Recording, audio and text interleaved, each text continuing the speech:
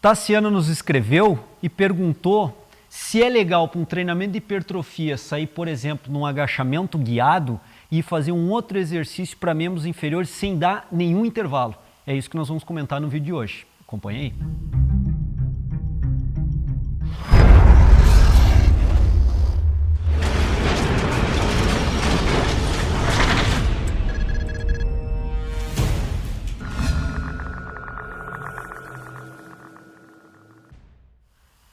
Por exemplo, sair do agachamento guiado e fazer logo na sequência uma cadeira extensora. Tassiana, o que você está falando, na verdade, de sair de um exercício de um grupo muscular e ir na sequência para outro exercício do mesmo grupo muscular sem intervalo, você está falando de um sistema ou de um método de treinamento chamado B7. Você está trabalhando um grupo muscular com o mínimo intervalo ou sem intervalo nenhum, apenas a troca de aparelho, você está indo para um outro exercício. E nesse outro exercício visa trabalhar também, se não o mesmo grupo muscular, exatamente o mesmo grupo muscular, um grupo muscular que já estava envolvido no exercício antecedente. E isso é o sistema ou método B7.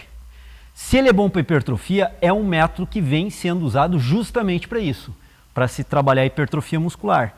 Tem uma característica bem interessante nesse método, que nós geramos uma intensidade de tração e de quilagem alta no primeiro exercício, colocando então, consequentemente, quilagens elevadas e fazendo um recrutamento de unidade motora bem grande. Isso é importante no sentido de recrutarmos uma quantidade de fibras musculares elevadas para o trabalho. Então isso é possível se no primeiro exercício nós colocarmos uma quilagem alta, uma quilagem interessante, uma quilagem importante que realmente dê intensidade de trabalho. Fará com que o sistema nervoso central faça um recrutamento de unidades motoras grande e projete também um sincronismo de ação nas unidades motoras. Isso tudo no sentido de projetar um trabalho muscular eficiente e para isso eu preciso de uma quilagem elevada já nesse primeiro exercício, uma quilagem voltada para a hipertrofia, para o aumento de volume muscular, para o AVM. A partir disso, Tassiana, veja bem, como você nos colocou, você sai do exercício, tempo de deslocamento apenas, entra num outro exercício e volta a executar um exercício que envolve um dos grupos musculares já envolvidos antes ou os mesmos grupos musculares. Isso caracteriza, como eu disse antes, o B7. Nessa condição, a ideia é que você mantenha, então, um tempo de tensão muscular um pouco mais elevado no grupo muscular do que você manteria se você encerrasse o exercício e fosse dar aquele intervalo recuperativo para depois voltar a fazer exatamente o mesmo exercício. Nas condições que você está descrevendo e nas condições do B7, você termina um grupo muscular já pesado, com grande recrutamento de unidade motora, projetando uma tensão importante na fibra muscular, partindo para a questão do catabolismo proteico. A gente espera nesse primeiro exercício já ver algum grau relativamente significativo de microlesão tecidual, com um mínimo intervalo apenas de troca de aparelho, você passa para um outro aparelho, para um outro exercício, no qual envolve praticamente os mesmos grupos musculares. Nesses grupos musculares que são os mesmos envolvidos, a ideia é que você mantenha a tensão muscular forte sobre as fibras desse grupo muscular e com isso consiga capitalizar um número maior de microlesões do que você conseguiria se tivesse parado o exercício anterior e dado um intervalo de descanso. Você não parou, você apenas trocou de aparelho e voltou a exigir de um determinado grupo muscular uma intensidade alta de novo e mantendo agora sim um tempo de tensão muscular maior no exercício do que manteria antes. Essas duas características, intensidade projetada pela quilagem, que vai produzir um alto recrutamento de unidade motora, jogar muita fibra muscular no trabalho, e mantendo agora um tempo de tensão muscular maior, somando o primeiro exercício e o segundo exercício, nós teremos um tempo em que os músculos atuantes estarão sob tensão muscular maior.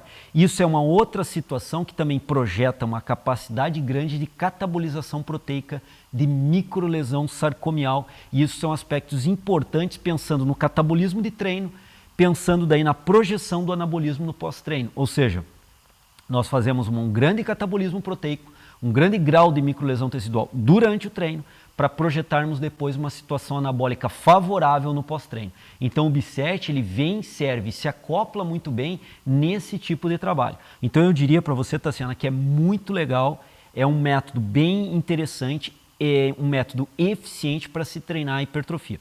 O que cabe aí, e aí com o auxílio do profissional de educação física que acompanha o seu treino, é verificar que exercícios serão colocados no bisete, qual o primeiro exercício do bisete, qual o segundo exercício do bisete. Eu aqui na demonstração do vídeo de hoje, eu fiz um agachamento guiado e vim fazer uma extensora de joelho na máquina, mas você pode usar outras alternativas de treino. Você pode sair de um agachamento guiado e ir para um agachamento livre, ou sair de um agachamento guiado e ir para um hack, ou sair de um agachamento livre e ir para um leg press, ou seja, opções nós temos e são muitas. O que nós temos que avaliar é qual a opção que fica mais adequado para a sua condição de treinabilidade, de suportar carga de treino hoje, atualmente. E com isso, o profissional que acompanha o seu treinamento, ele vai ajustando aos poucos essas variáveis. Então não é o padrão que eu mostrei aqui, ou seja, um agachamento guiado e obrigatoriamente tem que vir para uma cadeira extensora. Existem N opções de se fazer isso. Cabe agora selecionar qual o seu objetivo maior, quais os grupos musculares que você tem por maior objetivo trabalhar e qual é a sua capacidade de treinabilidade de suportar a carga. Juntando todas essas variáveis e pesando todas essas variáveis, com certeza o profissional de educação física que acompanha o seu treinamento vai compor uma carga de treinamento adequada dentro do sistema B7 que projetará um eficiente treinamento para você. Essa é a ideia do sistema B7, é potencializar, capacitar e melhorar treinamentos que visem, por exemplo, a hipertrofia muscular, o aumento do volume muscular, o AVM. É isso, Tassiana, espero ter contribuído aí na sua ideia. Hoje a gente teve uma abordagem para auxiliar um seguidor no Treino em Foco qualificando o seu treino, mas tenho certeza também que vai ajudar outros seguidores do Treino em Foco. É isso, um grande abraço e aguardo vocês amanhã em mais um Treino em Foco. Série única se refere a se fazer uma única série para cada exercício. Nós não entendemos isso como o mais adequado. Nós entendemos que talvez aí 2, 3 séries possa dar um volume de repetição muscular do exercício mais adequado. Até porque nós temos que pensar assim, o que seria mais importante no treinamento iniciante, para o indivíduo iniciante?